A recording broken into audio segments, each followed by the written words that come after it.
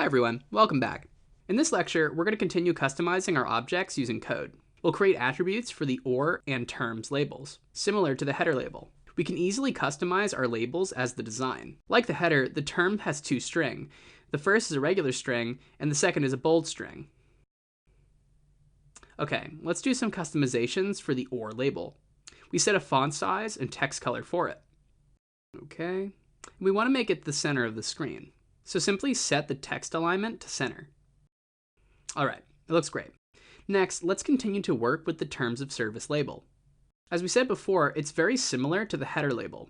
So just go ahead and copy over the one. Don't forget to update the string in our attributes.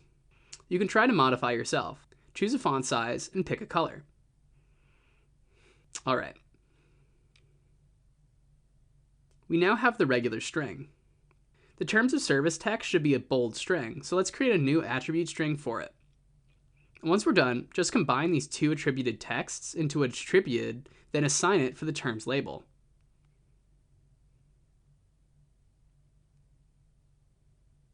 All right. Okay, as usual, call the attributed text property on the label.